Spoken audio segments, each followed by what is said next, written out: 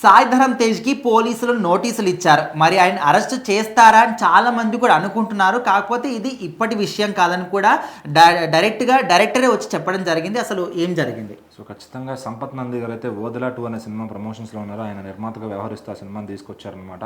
So మరి Odela railway station అనే ఒక సినిమాకి సీక్వెల్గా వస్తున్నదే ఓదెలా 2. దాంట్లో తమన్నా గారు యాక్ట్ చేస్తున్నారు. అలాగే తమన్నా గారితో మన డైరెక్టర్ సంపత్ నంది గారి పరిచయం ఇప్పుడు కాదు, ఎందుకంటే రచ్చా నుంచి కూడా రచ్చా, అటు గౌతమ్ నంద, తర్వాత సిటీ మరి ఇట్లా పలు సినిమాలకు డైరెక్టర్గా ఆయనకు ఎంతో అనుభవం ఉందన్నమాట. సో అట్లాగే తమన్నా గారితో 2-3 సార్లు వర్క్ చేసిన ఇది కూడా ఆయనకు ఉంది. సో ఖచ్చితంగా ఇప్పుడు ఓదెలా 2 అందుకని ఆయన నిర్మిస్తున్నారు అనమాట. సో దాంట్లో భాగంగా ఈ గాంజా శంకర్ అనే సినిమా గురించి డిస్కషన్ వచ్చినప్పుడు ఆయన చెప్పడం జరిగింది. దానిపైన అది కథకి గాంజా శంకర్ అనే టైటిల్ చాలా యాప్ట్ అనమాట.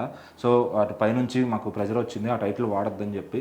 సో డిపార్ట్మెంట్ వాళ్ళు కూడా ఆ టైటిల్ పెడితే కనుక ఖచ్చితంగా మార్చుకోవాల్సిందే అని ముందే హింట్ ఇచ్చారు. సో ఇప్పుడు అట్లా మార్చాల్సి వస్తే మొత్తం కథ మొత్తం మారిపోతుంది అనే విధంగా ఆయన చెప్పడం జరిగిందనమాట. సో కథ మారితే ఇంక ఈ టైటిల్కి మొత్తానికి సంబంధం లేకుండా పోతుంది. అసలు మెయిన్ పాయింటే అది. ఆ సినిమాలో దానిలో మేము చెప్పే పాయింట్ అది అర్థం చేసుకోకుండా వాళ్ళు మార్చమనడం మాకు కొంచెం ఇబ్బంది అయిందనే విధంగా ఆయన చెప్పడం జరిగిందనమాట. అయితే ఈ సినిమాకి సితారా ఎంటర్టైన్మెంట్స్ వాళ్ళు నిర్మాతలకు వ్యవహరిస్తున్నారు.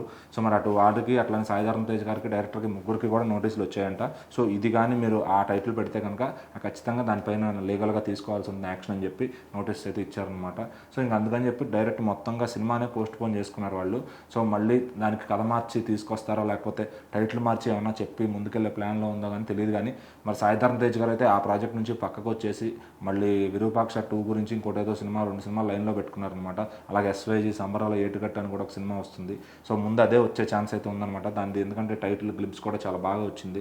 సో ఇంకా నెక్స్ట్ మరి ఈ సినిమా సంపత్ నంది గారు ఆయనతో తీస్తారా లేకపోతే అసలు ఈ కథను మొత్తం కూడా మార్చేసుకుని వేరే హీరో దగ్గరికి వెళ్తారా అని అయితే ఆయనకు కన్ఫ్యూజన్ అయితే ఉందన్నమాట.